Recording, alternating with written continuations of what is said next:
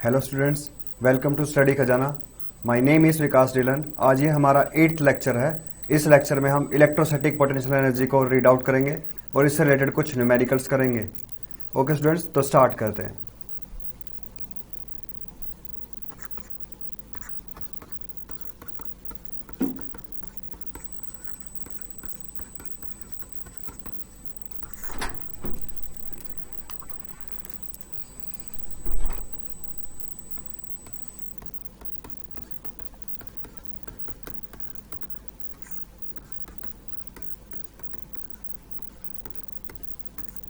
Electrostatic potential energy, ये जो term है, इस टर्म का मतलब है मेरे पास, मान लो अगर मेरे पास बहुत सारे चार्ज पार्टिकल्स हैं, उनको मेरे को किसी लोकेशन पर फिक्स करना है तो मेरे को कुछ वर्क करना होगा। लाइक मेरे पास, मैंने कंसिडर किया था कल के लास्ट लेक्चर में कि मेरे पास 3 चार्ज पार्टिकल्स थे। तीनों चार्ज पार्टिकल को मैंने एक ट्रायंगल के ऊपर प्लेस कर दिया। तो जब मैंने ट्रायंगल के ऊपर चार्ज पार्टिकल्स को प्लेस किया तो मैंने वहां पे कुछ वर्क किया तीनों चार्ज पार्टिकल को उन लोकेशंस पे लेके आने के लिए। जो भी मेरे को वर्क मिला वो मेरे पास वर्क एक एनर्जी की फॉर्म में स्टोर हो जाएगा उन लोकेशंस पे। मतलब उस पर्टिकुलर लोकेशंस के लिए जो वर्क किया वो एक एनर्जी की फॉर्म में स्टोर हो गया। वो मेरे पास टर्म क्या हुई? Electrostatic potential energy. Electrostatic potential energy एक तरह से वर्क है, चार्ज पार्टिकल्स को रीअरेंज कर रहे हैं। मतलब कि जो चार्ज पार्टिकल को मैं असेंबल कर रहा हूं पर्टिकुलर लोकेशंस पे इनफाइनाइट से, तो मैं कुछ वर्क करूंगा। जो भी वर्क करेंगे वो जो टर्म होगा वो टर्म है electrostatic potential energy. Electrostatic potential energy को मैंने रिप्रेजेंट किया था U से। इसका सिंपल सा थोड़ा सा एक बार फिर से रिवाइज कर लेते हैं। 2 चार्ज पार्टिकल के लिए अगर मान लो मेरे पास A और B 2 लोकेशंस हैं और दोनों लोकेशंस के बीच में जो डिस्टेंस है ये है RAB, और इनफाइनाइट पर 2 चार्ज पार्टिकल्स हैं Q1 Q2, ये इंटरेक्ट नहीं कर रहे हैं। तो मेरे को सबसे पहले Q1 चार्ज पार्टिकल को A लोकेशन पे प्लेस करेंगे। जब मैं Q1 चार्ज पार्टिकल को A लोकेशन पे प्लेस करूंगा तो मैं कोई भी वर्क नहीं करूंगा। क्यों? क्योंकि इस स्पेस में, मतलब कि A और B रीजन के अराउंड यहां पर कोई भी पोटेंशियल नहीं है। अगर कोई भी पोटेंशियल नहीं है तो work done in moving a charge is 0। तो W1 which is equals to 0 plus work done in moving charge 2। Work done in moving charge 2। अब मैंने Q1 चार्ज को A लोकेशन पे प्लेस कर दिया। इस चार्ज की वजह से B लोकेशन पे अब मेरे पास क्या आ गया? एक पोटेंशियल। वो पोटेंशियल की वैल्यू क्या होगी? KQ1 by RAB। मेरे को चार्ज को प्लेस करना है Q2 को कहां पे? B लोकेशन पे। तो मेरे पास जो वर्क हुआ वो वैल्यू हुआ KQ1 Q2 by RAB।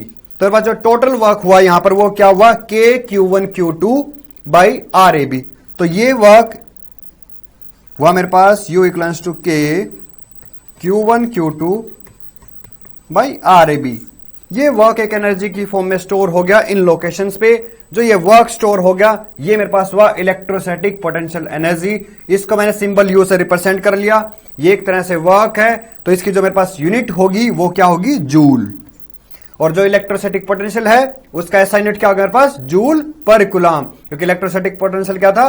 Work done पर यूनिट चार्ज। तो वर्क डन जूल पर यूनिट चार्ज कूलम। तो जूल पर कूलम वो मेरे पास क्या हुई? SI unit of electrostatic potential, and the SI unit of electrostatic potential energy is only joule. मतलब कि ये इनमें क्या हो गया? एक तरह से डिफरेंस। लाइक जो पोटेंशियल है वो बहुत सारी वैल्यूज रख सकता है, but electrostatic potential energy in, like मेरे पास ये 2 चार्ज पार्टिकल्स हैं, इन दोनों चार्ज पार्टिकल के लिए इलेक्ट्रोस्टैटिक पोटेंशियल एनर्जी की सिर्फ एक वैल्यू होगी, वो होगी KQ1 Q2 by RAB। But मेरे को अगर पोटेंशियल फाइंड आउट करना हो इस रीजन में तो पोटेंशियल की वैल्यू क्या होगी? डिफरेंट। लाइक अगर मैं कंसीडर कर लूं कोई P पॉइंट है, ये Q पॉइंट है, ये कोई R पॉइंट है, तो तीनों पोजीशंस पे मेरे पास जो पोटेंशियल होगा उसकी वैल्यू क्या होगी? डिफरेंट। और जो मेरे पास इलेक्ट्रोस्टैटिक पोटेंशियल एनर्जी है उसकी वैल्यू क्या होगी? सिर्फ एक। वो एक वैल्यू क्या होगी? KQ1 Q2 by RAB। Next हम थोड़ा सा रीड आउट करते हैं आज के लेक्चर में। ये है electrostatic potential energy in an external field.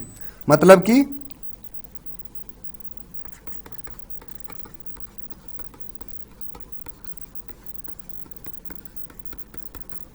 Electrostatic potential energy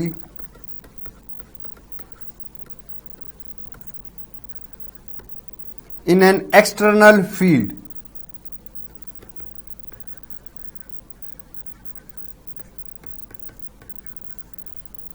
अब हमारे पास क्या है, इसके में इलेक्ट्रोस्टैटिक पोटेंशियल एनर्जी को मेरे को फाइंड आउट करना है, मतलब यू की वैल्यू को फाइंड आउट करना है कहां पर, एक्सटर्नल फील्ड में। तो मेरे पास, मैं यहां कंसीडर कर लेता हूं कि ये मेरे पास फील्ड है। इस फील्ड में मेरे को दो लोकेशंस पे चार्ज ए और चार्ज बी को पुट करना है। मान लो कि Q1 और Q2 चार्ज मेरे पास कुछ इनफाइनाइट पे हैं, ये चार्ज पार्टिकल इंटरेक्ट नहीं कर रहे हैं, ठीक है। दोनों चार्ज पार्टिकल को मेरे को ए और बी लोकेशन पे प्लेस करना है, तो मेरे को कुछ वर्क करना होगा। जो भी मेरे पास टोटल वर्क मिलेगा वो एक तरह से एक एनर्जी की फॉर्म में स्टोर हो गया, वो एनर्जी हो गया मेरे पास इलेक्ट्रोस्टैटिक पोटेंशियल एनर्जी, और मेरे पास उसको मैं डिनोट कर दूंगा यू से। अब देखो मेरे पास ये फील्ड है, तो मेरे पास ए लोकेशन का कुछ पोजीशन वेक्टर है, मैं कंसीडर कर लेता हूं, ये हो गया position vector of A R1, ये हो गया position vector of B R2। अब मेरे पास ए लोकेशन पे इलेक्ट्रिक फील्ड के होने की वजह से कुछ पोटेंशियल है, वो जो पोटेंशियल होगा वो हो गया मेरे पास वी R1, मतलब potential at location R1।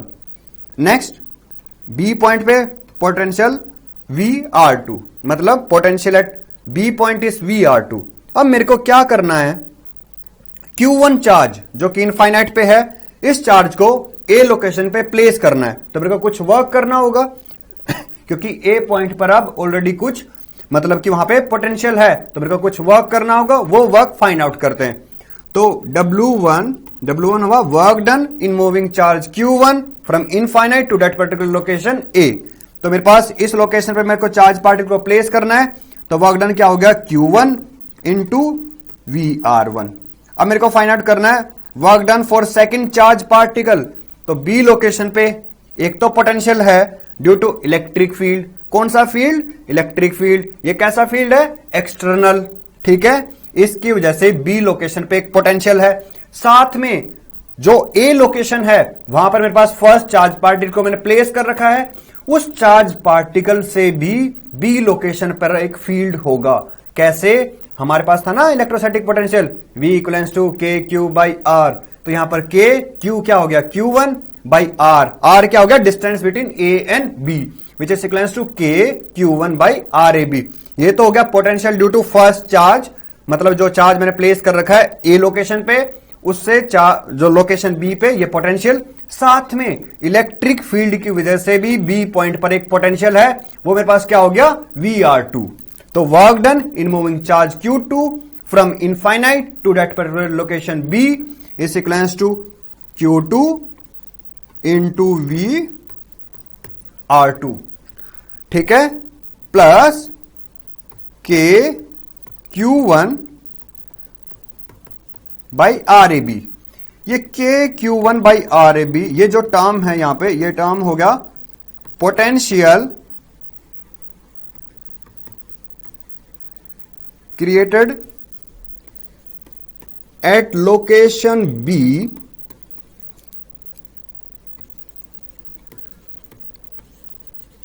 Due to charge Q1 which is placed at the location A।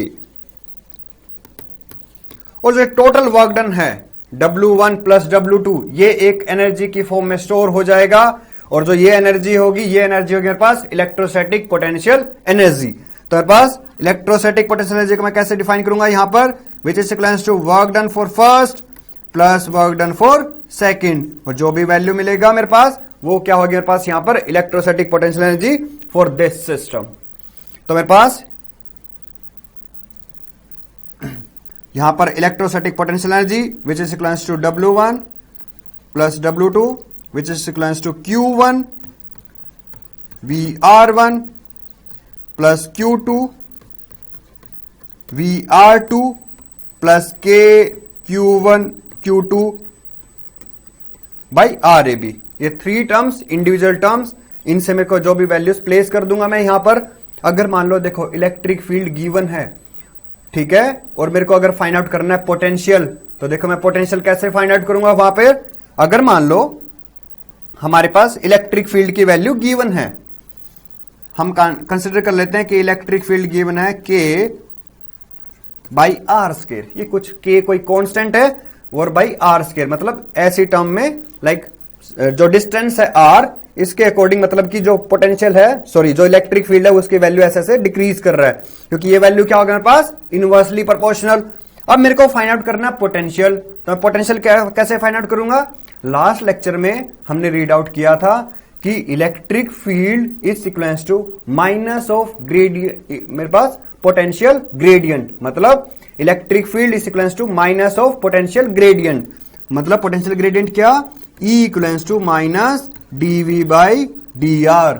अब देखो तुम्हारे पास dV is equals to minus E dr, मेरे को फाइंड आउट करना है पोटेंशियल, ठीक है, तो हम क्या करेंगे यहां पर इंटीग्रेट, इस वैल्यू को सिंपली यहां प्लेस कर दो, तो देखो ये हो गया potential is equals to minus E K constant 1 by r square dr।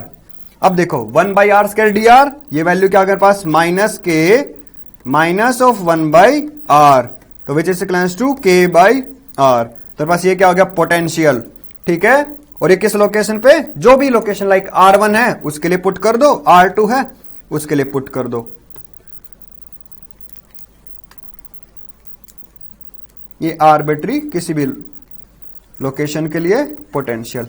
इस वैल्यू को VR की वैल्यू को इंसर्ट कर दो जो मेरे पास फर्स्ट इक्वेशन है इसमें, एट VR1 एंड VR2, के Q1 Q2 सिंपली गिवन है, RAB separation between charge Q1 and the charge Q2, तो मेरे पास यहां से क्या मिल जाएगा मेरे को फाइनल रिजल्ट, और जो भी ये वैल्यू होगी ये मेरे पास आएगी जूल में, क्योंकि इलेक्ट्रोस्टैटिक पोटेंशियल एनर्जी वो एक तरह से वर्क है, और वर्क की एसआई यूनिट मेरे पास जूल है, तो यहां पर भी एसआई यूनिट क्या रहेगी इसकी, इलेक्ट्रोस्टैटिक पोटेंशियल एनर्जी की मतलब जूल, ठीक है। इसको मैंने सिंबल से रिप्रेजेंट किया है यू से, तो यू क्या होगा मेरे पास यहां पर इलेक्ट्रोस्टैटिक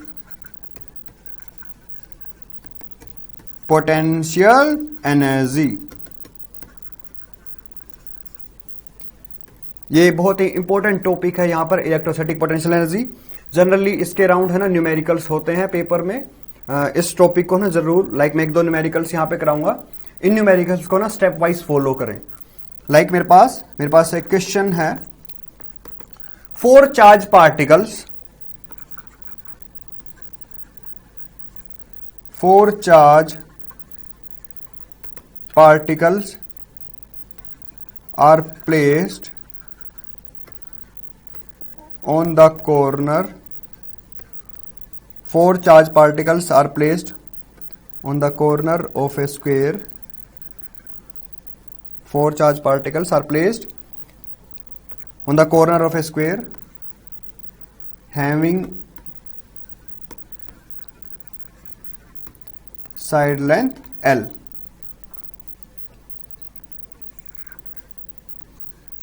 ये एक स्क्वायर है, इसकी साइड लेंथ L है, यहां पर एक चार्ज पार्टिकल Q है, यहां पे चार्ज पार्टिकल माइनस Q, यहां पे चार्ज पार्टिकल Q, यहां पे चार्ज पार्टिकल माइनस Q, ठीक है। 4 चार्ज पार्टिकल्स को स्क्वायर की साइड लेंथ L के ऊपर मैंने ऐसे ऐसे प्लेस कर दिया, तो मेरे पास मेरे को फाइंड आउट करना है,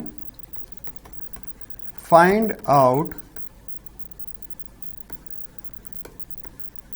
the work done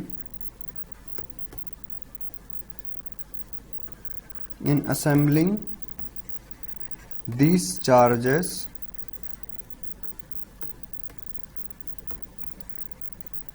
at the location A, B, C and D of a square।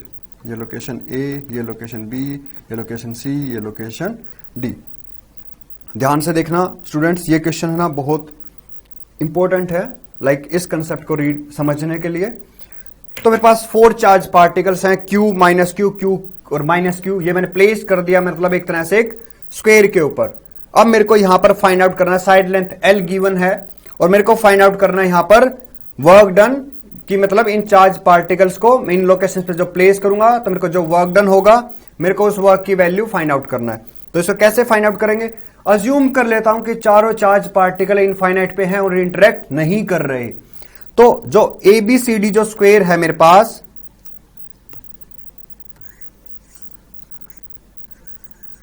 तो ये जो लोकेशन A है, यहां पर इनिशियली मैं चार्ज Q1 को प्लेस कर दूंगा।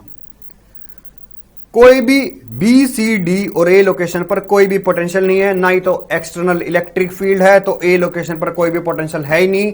तो जब चार्ज Q1 को मैं इनफाइनाइट से A लोकेशन पर प्लेस करूंगा तो वर्क डन क्या मिल जाएगा मेरे को? 0। मतलब work done for moving charge is equals to 0। अब मेरे पास दूसरा चार्ज पार्टिकल है Q2। इसको मैंने प्लेस करना है B लोकेशन पे, और जो मेरे पास साइड लेंथ है वो गिवन है L। तो मेरे पास B लोकेशन पे, मतलब RAB क्या होगा? RAB is equals to L, मतलब separation between A and B point. अब मेरे को चार्ज Q2 को B लोकेशन पे प्लेस करना है, तो मेरे को कुछ वर्क करना होगा। वर्क क्या होगा? जो भी चार्ज पार्टिकल उसका मैग्नीट्यूड और साथ में वो जो B लोकेशन है उस पर electric potential due to charge Q1। तो work done for moving charge Q2 is Q2 into K, Q1 is capital Q and Q2 which is equals to minus Q, ठीक है, by L। L क्या हो गया मेरे पास? यहां पर separation between A and B point. तो मेरे पास यहां पर जो वर्क डन है उसकी वैल्यू क्या होगी? Minus KQ square by L। अब मेरे पास थर्ड चार्ज पार्टिकल है Q3। इस चार्ज पार्टिकल को मेरे को प्लेस करना है C लोकेशन पर। अब ध्यान से देखना स्टूडेंट्स, C लोकेशन पर जब मैं प्लेस करूंगा उससे पहले ऑलरेडी मैंने A और B चार्ज को प्लेस कर दिया है, मतलब Q1 और Q2 चार्ज को A और B लोकेशन पे। तो दोनों लोकेशन से जो चार्ज पार्टिकल हैं, दोनों लोकेशन पर वो C लोकेशन पर अपना अपना पोटेंशियल रखेंगे। अब देखो, जो A चार्ज है, अगर ये L है तो L, पाइथागोरस थ्योरम से ये हो गया √L। तो मेरे पास work done in moving charge Q3 from infinite to particular location C which is equals to, ये हो गया मेरे पास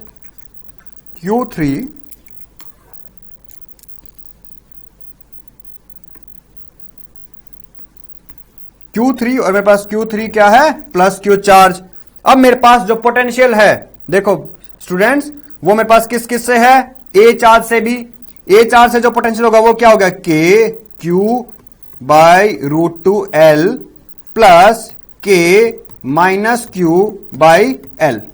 तो मेरे पास ये हो गया work done in moving third charge from infinite to that particular location. इसको मैं फाइंड आउट कर लूंगा। ये मिल जाएगा मेरे पास KQ square by √2L minus KQ square by L। अब मेरे को फोर्थ चार्ज पार्टिकल को प्लेस करना है D लोकेशन पर। अब मेरे पास ऑलरेडी ABC लोकेशंस पे 3 चार्ज पार्टिकल्स हैं, तो work done moving fourth charge particle, वो हो गया मेरे पास कौन सा चार्ज पार्टिकल? Minus Q।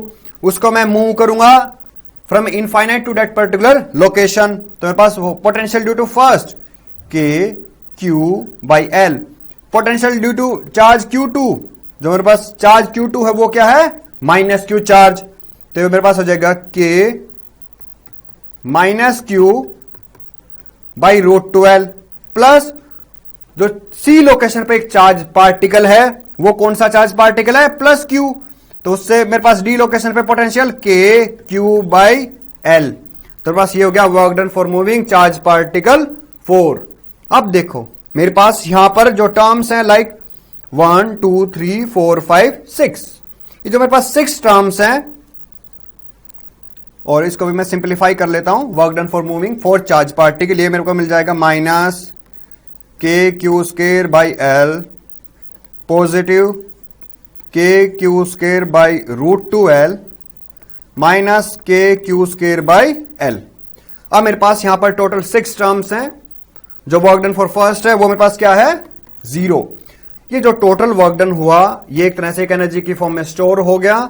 ये इन वैल्यूज को मैं कंबाइन कर दूंगा एल्जेब्रिक एडिशन। क्यों? क्योंकि बस जो वर्क डन है वो एक स्केलर क्वांटिटी है। तो पास जो टोटल वर्क डन या इलेक्ट्रोस्टैटिक पोटेंशियल एनर्जी के फॉर्म में जो स्टोर हो जाएगा वो हो गया मेरे पास work done for moving first, work done for moving second, work done for moving third plus work done for moving fourth. Work done for moving first 0, work done for moving second which is equals to minus k q square by L. Work done for moving third which is equals to k q square by root 2L minus k q square by L minus k q square by L plus k q square by root 2L minus k q square by L। तो पास ये हो गया total terms यहां पर 1 2 3 4 5 6। यहां पर जो 4 टर्म्स हैं वो सिमिलर हैं और जो बाकी के रिमेनिंग 2 टर्म्स हैं वो भी सिमिलर हैं। कैसे? Minus K Q square by L, minus K Q square by L, minus K Q square by L, minus K Q square by L. तो गया minus 4 times of K Q square by L plus 2 times of K Q square by root 2L। इसको मैं simplify कर सकता हूं like थोड़ा सा, minus 4 K Q square by L plus root 2 K Q square by L. तो ये मेरे पास जो एनर्जी मिला U, कैपिटल U, ये एक तरह से क्या हो गया electrostatic potential energy for the assembling for the 4 charge particles at the locations of a square having side length L। तो मेरे पास ये हो गया U which is equals to K Q square by L। ठीक है स्टूडेंट्स, यहां पर मैंने इस वैल्यू को कॉमन रख लिया तो होगा मेरे पास -4 प्लस रूट 2। तो मेरे पास ये जो आंसर है यहां पर U equals to K Q square, ये L स्क्वायर नहीं स्टूडेंट्स, ये सिर्फ L है। तो मेरे पास हो गया electrostatic potential energy for the 4 charge particles to assemble them at the locations of a square having side length L। मतलब कि locations A B C D पे मैंने 4 चार्ज पार्टिकल्स को प्लेस कर दिया तो उनके लिए जो मेरे पास एनर्जी होगी वो मेरे पास है K Q square by L and -4 plus root 2।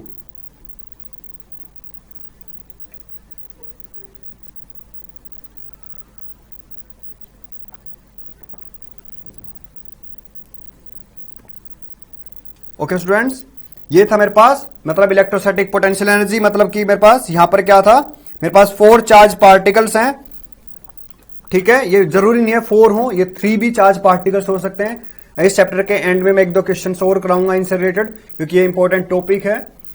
Like जो हमने अभी क्वेश्चन किया उसमें था कि इलेक्ट्रोस्टैटिक पोटेंशियल एनर्जी कितने भी चार्ज पार्टिकल्स हो, सबसे पहले अगर तुम्हारे पास उन चार्ज पार्टिकल्स को अगर प्लेस करना है किसी भी लोकेशंस पे तो सबसे पहले अज्यूम कर लो कि वो सब के सब चार्ज पार्टिकल्स इनफाइनाइट पे हैं और इंटरेक्ट नहीं कर रहे हैं। फिर मेरे को जो भी लोकेशंस गिवन है लाइक 3 चार्ज पार्टिकल्स के लिए या 4 चार्ज पार्टिकल्स के लिए, वो फिर वहां पे अज्यूम कर लो। कैसे कैसे? अगर मान लो 3 चार्ज पार्टिकल्स हैं और मेरे को उनको प्लेस करना है एक ट्रायंगल के ऊपर, तो Q1, Q2, Q3 are the 3 charge particles which has to be placed on equilateral triangle से और हैविंग साइड लेंथ L। तो सबसे पहले ABC लोकेशंस पे मेरे पास मान लो कि मेरे पास ये हुए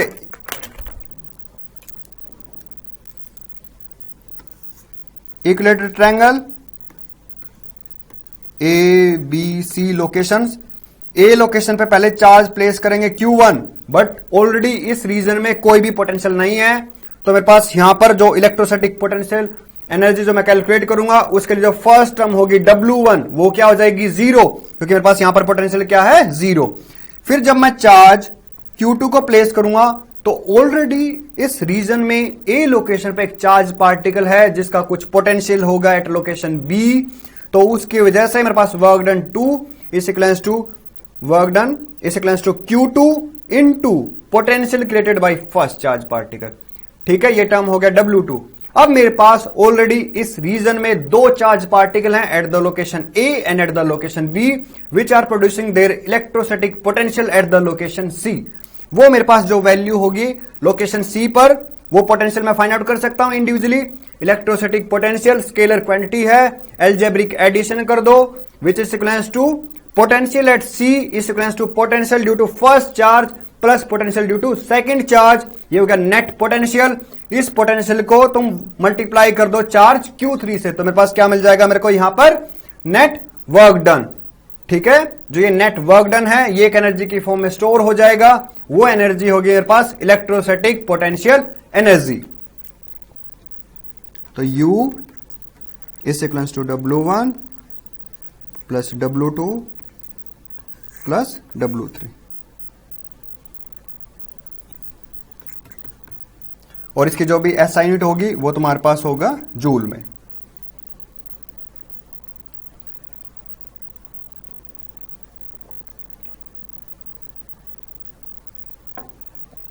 जो नेक्स्ट है हमारे पास वो है electrostatics of conductors.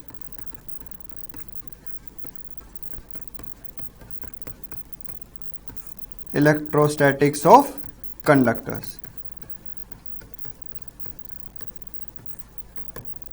Electrostatics of conductors में मेरे पास में कुछ टर्म्स हैं जनरली, उनको मैं रीड आउट करूंगा। मेरे पास जो फर्स्ट टर्म है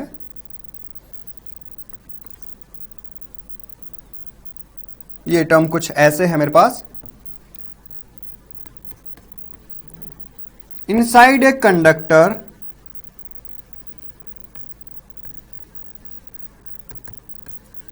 इलेक्ट्रिक फील्ड इज 0। ठीक है, when it is placed in external electric field.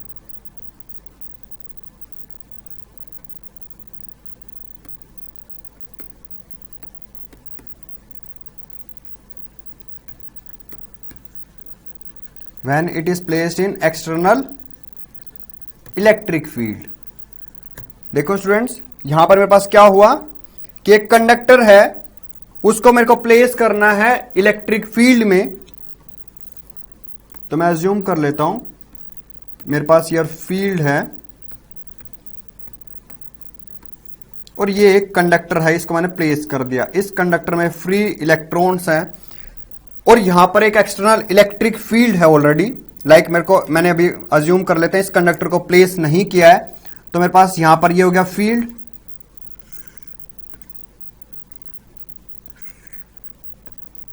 अब मेरे को इस एक्सटर्नल इलेक्ट्रिक फील्ड में एक कंडक्टर को प्लेस करना है। तो मैंने जैसे ही एक कंडक्टर को यहां पर प्लेस किया, इस कंडक्टर में फ्री इलेक्ट्रॉन्स हैं, उन पे एक फोर्स एक्सर्ट होगा। मतलब ये तो हो गया मेरे पास ई नोट क्या हो गया, एक्सटर्नल इलेक्ट्रिक फील्ड। ये एक फोर्स एक्सर्ट करेगा उन फ्री चार्ज कैरियर्स पे, तो वो मूव करना स्टार्ट कर देंगे मेरे पास इस सरफेस पे, एक्यूमुलेट हो जाएंगे एक तरह से ए सरफेस पे, तो बी सरफेस पे मेरे पास आ जाएंगे अब पॉजिटिव चार्ज। ठीक है स्टूडेंट्स, ये मेरे पास जो चार्जेस हैं ये ना तब तक मूव करते रहेंगे ए और बी सरफेस पे जब तक मेरे पास एक तरह से जो ई इंड्यूस्ड हो गया फील्ड ये ई नोट के इक्वल ना हो। मतलब एक पर्टिकुलर पॉइंट, मतलब एक पर्टिकुलर टाइम, उसके बाद मेरे पास ई इंड्यूस्ड और मेरे पास जो ई नोट है ये दोनों क्या हो जाएंगे equal.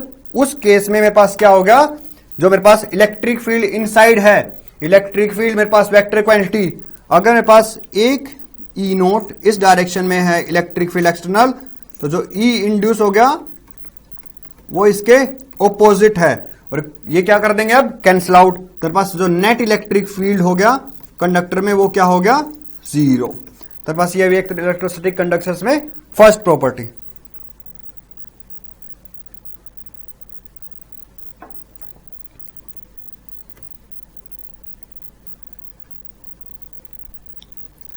Second property, electric field just outside a conductor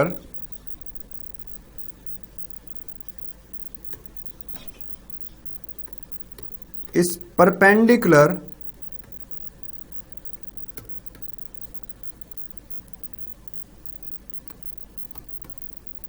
to the surface of conductor। मान लो मेरे पास ये कंडक्टर है इसे मैंने कुछ चार्ज डिस्ट्रीब्यूट कर दिया। ठीक है, मेरे पास इस कंडक्टर के ऊपर हर एक पॉइंट पर जो इलेक्ट्रिक फील्ड होगा वो परपेंडिकुलर होगा इसकी सरफेस के। ऐसा क्यों? मैं अज्यूम कर सकता हूं कि मतलब इस सरफेस के अलोंग, मान लो कि एक इस पॉइंट पर चेक कर रहे हैं, तो ये हो गया टेंजेंट एट दिस पॉइंट। हमारा ये कहना है कि जो इलेक्ट्रिक फील्ड है वो इस सरफेस के परपेंडिकुलर है। अगर मान लो हमें पता है कि टेंजेंट मतलब सरफेस की जो किसी पॉइंट, एक सरफेस पे एक पॉइंट कंसीडर किया, वहां पे टेंजेंट, उसके अलोंग जब मेरे पास चार्ज पार्टिकल से मैं प्लेस कर दूंगा एक सरफेस के जो कंडक्टर है उसकी सरफेस पे जब मैं चार्ज पार्टिकल को प्लेस कर दूंगा, उसके बाद क्या होगा कि उसकी सरफेस के अलोंग कोई भी फील्ड नहीं होगा। अगर मैं अज्यूम कर लूं कि मेरे पास ये हो गया इलेक्ट्रिक फील्ड और इसका ये हो गया थीटा एंगल सबटेंड कर रहा विद रिस्पेक्ट टू टेंजेंट, तो पास टेंजेंट के अलोंग इसका एक कंपोनेंट हो गया ई कोस थीटा। हमें पता है कि सरफेस की जो कंडक्टर है इसकी सरफेस पे जो इलेक्ट्रिक फील्ड है वो परपेंडिकुलर है।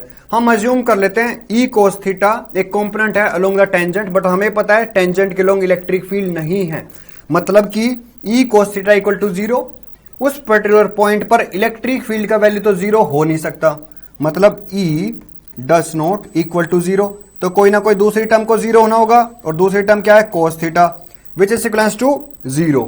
Hence this implies that theta is equals to 90 degree. मतलब जो इलेक्ट्रिक फील्ड होगा वो क्या होगा मेरे पास? परपेंडिकुलर, मतलब कि to the surface.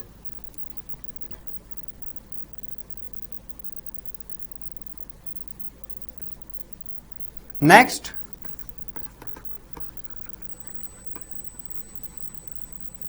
electrostatic potential is constant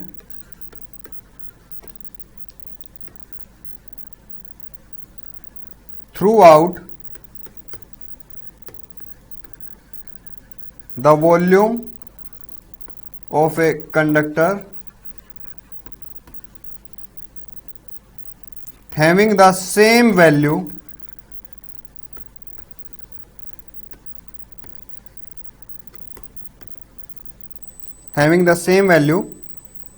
as that on the surface of conductor।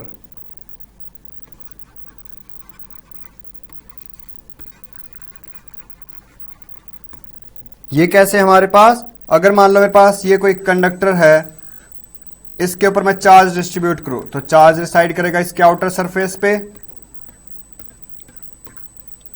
ठीक है स्टूडेंट्स, अब मेरे पास इनसाइड में जो इलेक्ट्रिक फील्ड है उसका वैल्यू 0। ये हमने गॉस थ्योरम में हमने किया था कि मेरे पास एक कंडक्टर था वहां पे स्फेरिकल, उस पर मैंने चार्ज डिस्ट्रीब्यूट किया था, चार्ज रिसाइड कर रहा था उसकी सरफेस के ऊपर।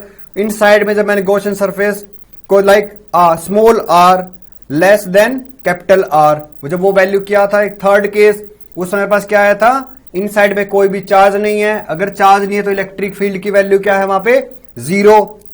बट फिर हमने जो इस चैप्टर में जो किया था कि potential due to a charge, फिर मेरे पास हमने क्या था? Potential due to a conductor, मतलब कि एक कंडक्टर के ऊपर हमने चार्ज डिस्ट्रीब्यूट किया, किसी पॉइंट पर मैंने पोटेंशियल की वैल्यू चेक की थी, फिर हमने फाइंड आउट किया था इनसाइड के लिए पोटेंशियल की वैल्यू हमारे पास सेम आई थी। वो मैं थोड़ा सा रिवाइज करवा देता हूं। लाइक तुम्हारे पास वी आर, ये हो गया आर इक्वल्स टू आर तक ये वैल्यू पोटेंशियल का वैल्यू ये था, उसके बाद वो डिक्रीज कर रहा था। मतलब जो भी पोटेंशियल सरफेस पे है सेम पोटेंशियल कंडक्टर के इनसाइड में है, तो मतलब ये जो वी है ये क्या हो जाएगा मेरे पास?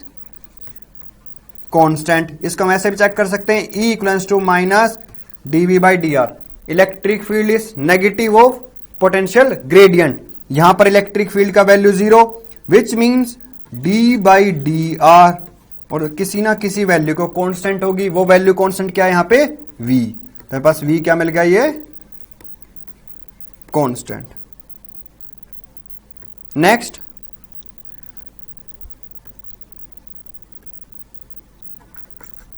Electric field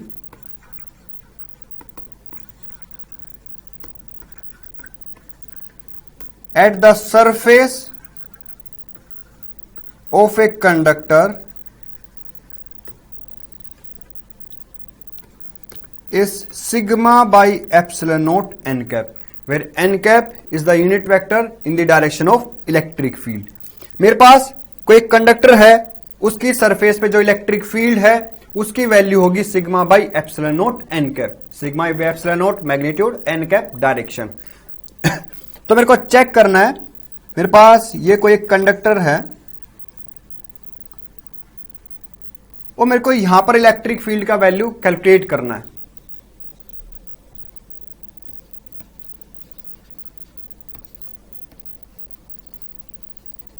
surface of conductor, तो मैं क्या करूंगा, यहां पर एक गॉसियन सरफेस कंसीडर कर लूंगा.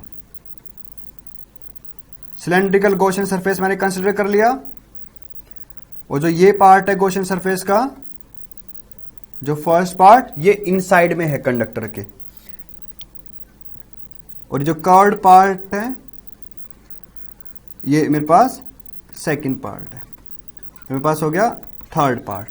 अब मैं क्या कर दूंगा, यहां पर गॉस थ्योरम को अप्लाई कर दूंगा इस गॉसियन सरफेस पे. मेरे पास है cylindrical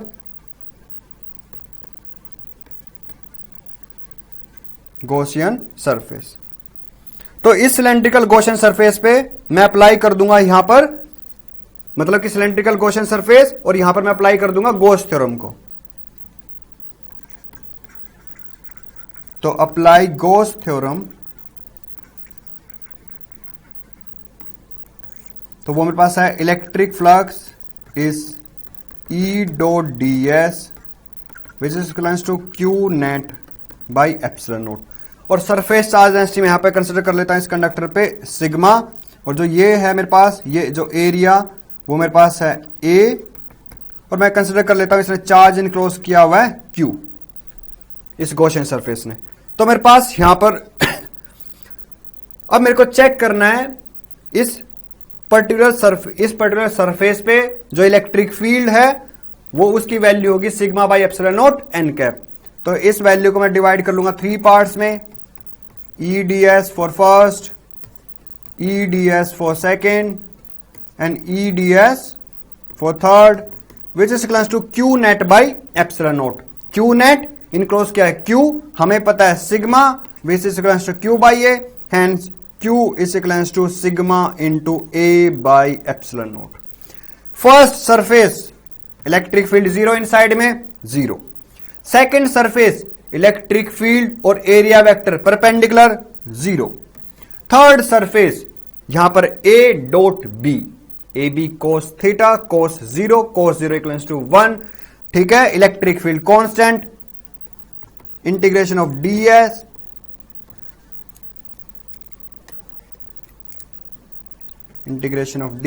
is equals to sigma a by epsilon naught, which is equals to EA by sigma a by epsilon naught. A से cancel out, electric field vectors की टर्म में sigma by epsilon naught n cap.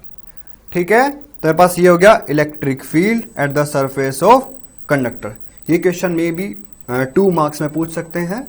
तो मेरे पास ये जो properties थी, इन properties को बहुत ध्यान से देख लेना. ठीक है, इन प्रॉपर्टीज में से एक क्वेश्चन पक्का आ सकता है.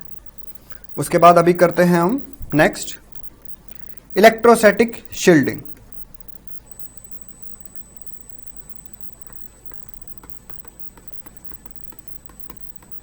Electrostatic shielding. इलेक्ट्रोस्टैटिक शील्डिंग में क्या है, एक पर्टिकुलर रीजन को मैं ऐसे बचा लूंगा कि उसके अंदर इलेक्ट्रिक फील्ड की वैल्यू कोई भी नहीं होगी. ठीक है, मतलब कि हमारे पास मान लो जैसे कार है, ठीक है, और थंडरस्टॉर्म चल रहा है और बाहर ना लाइटनिंग हो रहा है, तो एक सेफ प्लेस ये होगा कि हम कार के अंदर रहें बजाय कि बाहर ग्राउंड पे. ऐसा क्यों? क्योंकि जो कार है, ठीक है, या फिर मान लो कोई दूसरी कोई मेटेलिक बॉडी, आर्बिट्री किसी भी शेप का कोई कंडक्टर, ठीक है, जो क्लोज्ड हो, उसके अंदर हम चले जाएं. ठीक है, तो मेरे पास क्या होगा, जनरली जो चार्ज होगा ना वो रिसाइड करेगा उसकी आउटर सरफेस पे.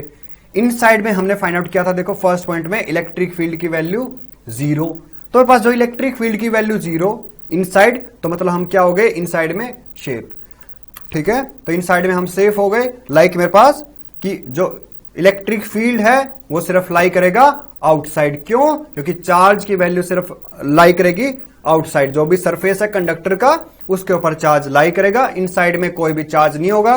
अगर इनसाइड में कोई भी चार्ज नहीं है तो मतलब मेरे पास इनसाइड में कोई भी अगर चार्ज नहीं है तो इलेक्ट्रिक फील्ड का वैल्यू 0।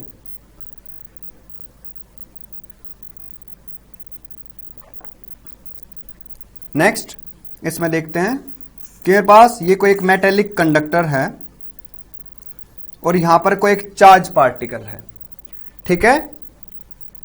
ये फ्री इलेक्ट्रॉन्स हैं प्लस चार्ज पार्टिकल है, तो इस सरफेस में पास आ जाएगा नेगेटिव चार्ज, इस सरफेस पे पॉजिटिव चार्ज, और इस सरफेस को मैंने ग्राउंड कर दिया, मतलब ये सब का सब पॉजिटिव चार्ज ट्रांसफर हो गया अर्थ में। इलेक्ट्रिक फील्ड इनसाइड क्या हो गया 0, तो ये क्या हो गया एक तरह से शील्डिंग का एक एग्जांपल। लाइक मेरे पास यहां पर इलेक्ट्रिक फील्ड लाइंस सिर्फ ऐसे लाई करेंगे, इनसाइड में कोई भी फील्ड नहीं होगा।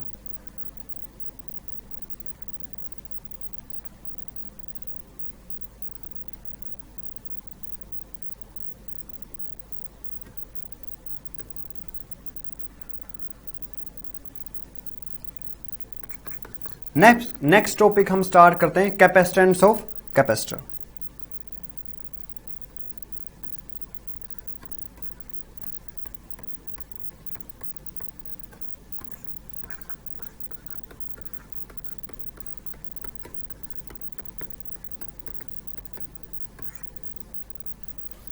कैपेसिटर्स एंड कैपेसिटेंस, इसमें मेरे पास क्या है, कोई एक कंडक्टर है उसको मैं सोर्स से कनेक्ट कर दूं तो वो जो कंडक्टर है वो चार्ज एक्वायर करना स्टार्ट कर देगा।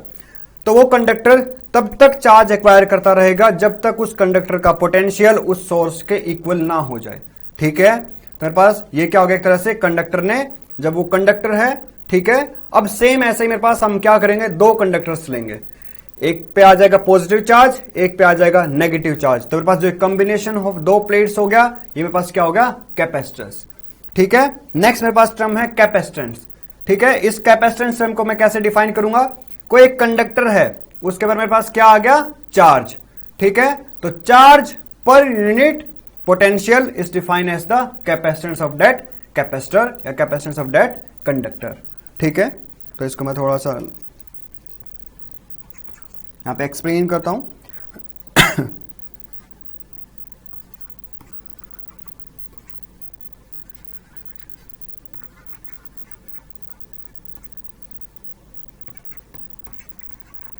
When a conductor is connected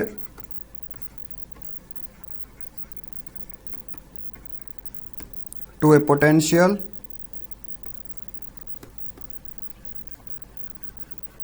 the conductor is able to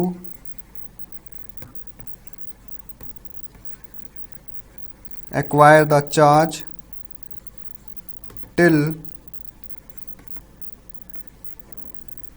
it acquires the same potential as that of the source and the, ये ठीक है। ये मेरे पास क्या हो गया, मेरे पास कंडक्टर है उसको मैंने अप्लाई कर दिया किसी सोर्स से, वो चार्ज एक्वायर करता रहेगा कब तक, जब तक उन दोनों का पोटेंशियल सेम नहीं हो जाएगा। नेक्स्ट मैं डिफाइन करता हूं capacitance of conductor.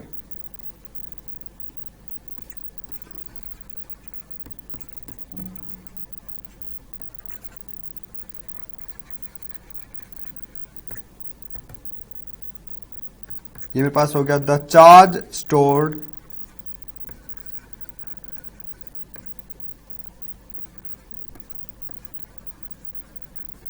On a conductor per unit potential is defined as the capacitance of the conductor. तो कैपेसिटेंस ऑफ कंडक्टर क्या है? The charge stored on a conductor per unit potential is defined as the capacitance of conductor. तो C capacitance of conductor को denote करेंगे C से, ये हो गया मेरे पास Q बाई V, मतलब charge stored on a conductor to the potential of the, मतलब वो जो सोर्स, ठीक है। ये वैल्यू मेरे पास क्या होगा? कैपेसिटेंस। इसका SI यूनिट है कैपेसिटेंस का फेरेड।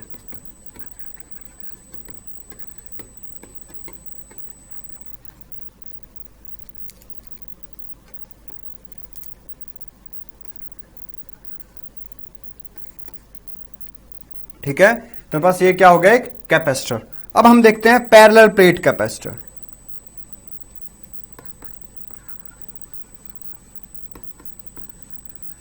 पैरेलल प्लेट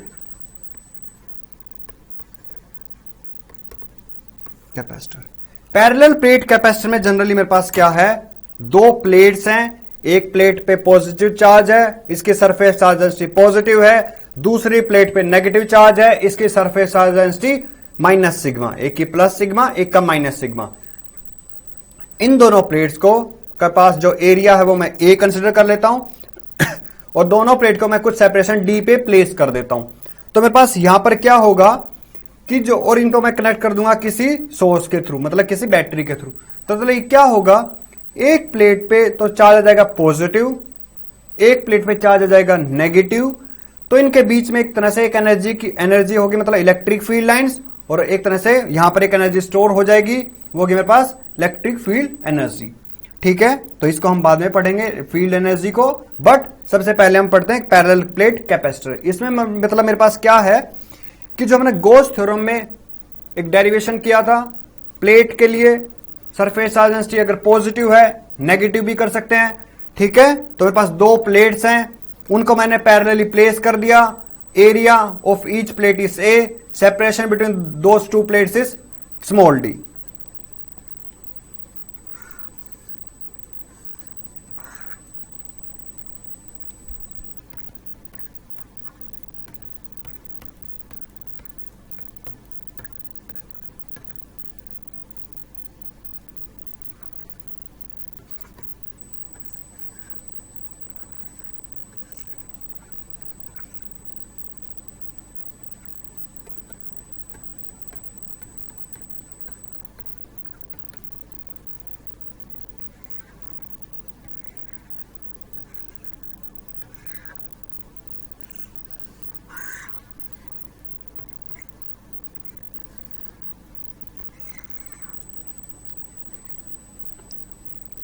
हम अज्यूम कर लेते हैं कि इस रीजन में जो इलेक्ट्रिक फील्ड हो गया, ठीक है, इसके वैल्यू मैं फाइंड आउट भी कर सकता हूं, क्योंकि गॉस थ्योरम में जो हमने किया था, एक प्लेट है, उस पर चार्ज डिस्ट्रीब्यूट है, किसी भी रीजन में जो इलेक्ट्रिक फील्ड की वैल्यू हमारे पास क्या हुई थी? Sigma by 2 epsilon naught n cap, किसी भी पॉइंट पर जो हमारे पास इलेक्ट्रिक फील्ड था।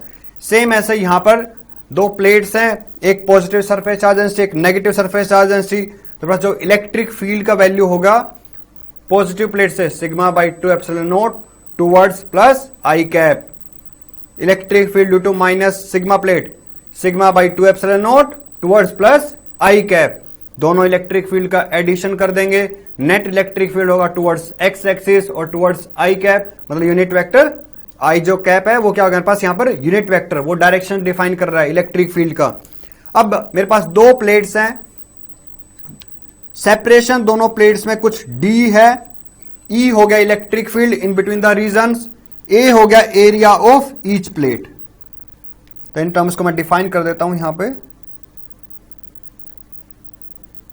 और मेरे पास यहां पर जो A प्लेट है ये पोटेंशियल एक्वायर कर लेगा कुछ VA, B प्लेट कुछ पोटेंशियल एक्वायर कर लेगा VB। तो यहां पर है A and B are two parallel plates having surface charge density plus sigma and minus sigma. And A is the area of each plate. A is area of each plate. D is separation between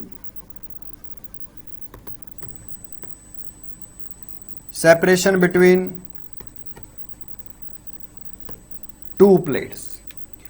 VA is the potential acquired by plate A. VB is the potential acquired by plate B. VA is potential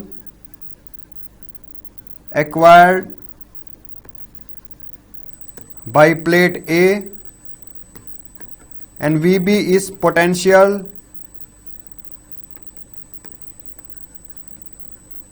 acquired by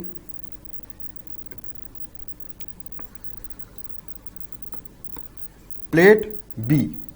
ठीक है, अब मेरे पास यहां पर एक तरह से दोनों प्लेट्स के ऊपर सरफेस एजेंसी सिग्मा और माइनस सिग्मा है, बीच में कुछ इलेक्ट्रिक फील्ड है. जो मेरे पास दोनों प्लेट्स हैं उनका पोटेंशियल कुछ VA और VB है. तब तक ये चार्ज एक्वायर करती रहेंगी जब तक VA माइनस VB की वैल्यू V के इक्वल नहीं हो जाएगा, तब तक चार्ज फ्लो करता रहेगा दोनों प्लेट्स पे. ऐसा क्यों? क्योंकि मेरे पास चार्ज है वो फ्लो करता है high potential to low potential. जब तक दोनों पोटेंशियल सेम नहीं होंगे चार्ज फ्लो करता रहेगा एक प्लेट से दूसरे प्लेट पे. एक प्लेट एक्वायर करती रहेगी पॉजिटिव प्लेट, ठीक है, पॉजिटिव चार्ज, दूसरा प्लेट एक्वायर कर लेगा नेगेटिव चार्ज. तो VA माइनस VB का इक्वल जब तक V के इक्वल नहीं होगा उन प्लेट पे चार्ज मूव करता रहेगा, मतलब वो प्लेट्स चार्ज एक्वायर करते हुए रहेंगे. अब मेरे पास एक term capacitance, parallel plate capacitor के लिए मेरे को कैपेसिटेंस की वैल्यू फाइंड आउट करना है. इन दोनों के बीच में कोई भी मीडियम नहीं है, मतलब एयर और वैक्यूम है. तो मेरे को अब कैपेसिटेंस की वैल्यू फाइंड आउट करना है.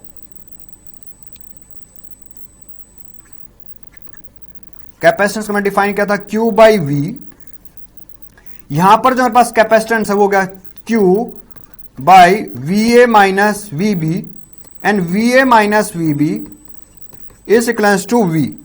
मतलब potential difference across the plates A and B which is equals to potential V. मतलब जो भी मेरे पास बैटरी मैंने कनेक्ट किया था, देखो स्टूडेंट्स, जो हमने यहां पर बैटरी कनेक्ट किया था इसका जो भी पोटेंशियल है V, ये किसके इक्वल्स है, VA माइनस VB के. तब तक चार्ज फ्लो करता रहेगा.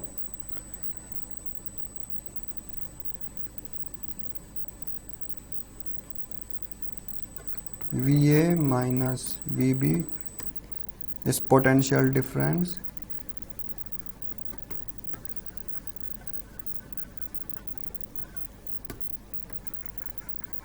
across the plates A and B. अब मेरे पास जो पोटेंशियल है, ठीक है, V, इसको मैं टर्म्स में डिनोट करूंगा like electric field and separation between two plates. हमें पता है एक प्लेट की वजह से जो इलेक्ट्रिक फील्ड है उसकी वैल्यू होगी sigma by 2 epsilon naught i cap. कुछ डिस्टेंस पे जो मेरे पास सेकंड प्लेट है जिसके पास चार्ज नेगेटिव है, सेपरेशन यहां पर D है, इस प्लेट की वजह से भी जो इलेक्ट्रिक फील्ड होगा in between the two plates is also equals to sigma by 2 epsilon naught i cap. दोनों वैल्यूज का एडिशन कर दो तो मेरे पास जो नेट इलेक्ट्रिक फील्ड है ई नेट इन बिटवीन वो मिल जाएगा मेरे पास sigma by epsilon naught i cap. ठीक है स्टूडेंट्स, अब मेरे पास है next C is equals to Q by VA minus VB which is equals to Q by V and V is equals to E into D. E equals to minus DV by DR, तो E equals to V by D, hence V equals to ED. जो electric field है इसका value है मेरे पास sigma by epsilon naught. Sigma हो गया surface charge density and sigma is equals to Q by A, मतलब Q is equals to sigma into A. इन वैल्यूज को मैं रिप्लेस कर देता हूं यहां पर. तो capacitance is equals to Q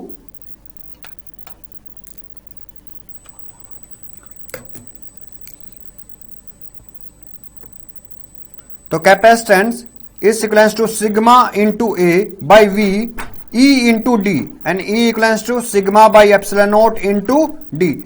Sigma sigma cancel out. Capacitance is equals to epsilon naught A by D. मतलब मेरे पास जो पैरेलल प्लेट कैपेसिटर्स हैं, यहां पर जो मेरे पास कैपेसिटेंस है वो किस किस पे डिपेंड कर रहा है? एरिया के ऊपर, distance between the two plates, और मेरे पास डिपेंड कर रहा है मीडियम क्या है. अभी तक मैंने कोई भी मीडियम प्लेस नहीं किया, तो मेरे पास ये हो गया परमिटिविटी ऑफ फ्री स्पेस. मेरे पास यहां से एक टर्म हुआ कि capacitance is directly proportional to the area and capacitance is inversely proportional to the